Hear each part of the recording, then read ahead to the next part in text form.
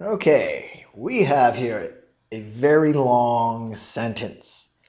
For the most part, ETS, the people who write the GRE, they do not want you to read and make sense of every single word, starting here with throughout, going all the way down to a single period. Notice that in of itself, this is 5 lines, or at least 4.5 lines, which is very long. So what do they want you to do? Well, in the previous video, we learned about breaking down a sentence. That is often very important. However, what's equally important is to know when to get rid of the extra words, what I call verbiage. So it's a good word to know. Verbiage. What are we going to do with verbiage, the extra words? We're going to get rid of the verbiage. So let's read the sentence and see what the verbiage is. So first off, you want to ignore the names, facts, and figures. We have this person throughout their authorial career. They wrote books such as The Sound and the Fury, and then their latest or their last novel, the Pulitzer Prize winning work, The Reavers. Look at all these facts, these figures, names of books. Finally, we get to the author himself, William Faulkner. But you know what? None of that. Nothing. Not a single word is important. Could be anyone. We are looking for what? We are looking for the clue. We are honing in on it. Where is it in this mess of words, in our verbiage swamp? Well, we get to the point where he shunned. That's the first important word we have to know. To shun is to avoid something. He avoided certain sentences. What sort of sentences? Well, he would sometimes write an entire page without using a single period. Really? Those are some pretty long sentences. Imagine no period, just one long sentence going on with the entire page. Maybe you have a lot of semicolons, but no full stop. So we know that he likes to use very long sentences, but the word in the blank is not long because of the word shunned. He did not avoid long sentences. He avoided short sentences. Notice I am putting in my own word and then matching that word with the answer choices. Which word means short? Well, the very first word, if something is concise, it is to the point. That definitely means short. And just like that, I'm able to get to the answer without having to wade through, again, the morass of words above. Just like that, there's my answer. Of course, there are a couple of trap answers here as well. People may think, hey, look at B, it's vague. His work must be vague. His writing is vague because he uses such long sentences. But again, he's not necessarily avoiding that. Is he avoiding a rambling style? Well, it sounds like he's using a long and rambling style. So again, knowing the word shunned is important. And of course, it's nothing in here showing us that it's controversial. And labyrinthine sounds like a labyrinth, which is a maze, a twisting maze. And we know we simply want a word that means short. That word is concise. And just like that, we've broken down or gotten through all the verbiage, focused on the clue, and arrived at the correct answer.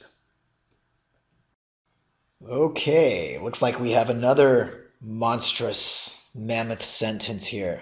This one, wow, looks like it's going all the way up to 5 lines. So is that bad news? Well, not necessarily good news, but again, you see titles, you see names, not important. Break it down. I don't care about the names of the works. Look, it's Friedrich Nietzsche is how you pronounce it, but that's also something that's a tongue twister. That's only going to slow you down. Here we go. It's very similar to the last sentence or last text completions. Shunning a style. Now we're avoiding a blank style. So this time we should definitely get it right. So what did he do? Well, instead he liberally employed. So he used. Employed means to use. Used the use of aphorisms. So liberally employed the use of aphorisms and pithy paragraphs. So again, a lot of verbiage going on. We just have to know what do any of these words mean. So if you don't know aphorisms or pithy, it could be a little bit difficult, or could it? That's why don't despair. You want to read the entire sentence. A style whose origins can be traced. Again, we're talking about the style. What is the style? Its origins can be traced to ancient texts. So what sort of style would he avoid then if he's copying an ancient style? Well, he would avoid a modern style. So again, we honed in on the clue. We broke down the sentence. We didn't really need too much breaking down here. We found more of the clues, but it was where were the clues? You could have got hung up with the aphorism, or could have been hung up with pithy words you maybe don't know. But we found words we did know. And then we were able to come up with our own word, which is modern, and then we'll match this word with the answer choices. So terse, if something is terse, it's straight to the point. We want modern, so that's gone. Now there's controversial. If something is controversial, well, it upsets a lot of people. Not the same as modern. What about contemporary? Because something is contemporary, it's of this time, it's modern. And just like that, you have the right answer. Of course, unknown and proper neither mean modern. However, this is still a very difficult text completion because of the verbiage.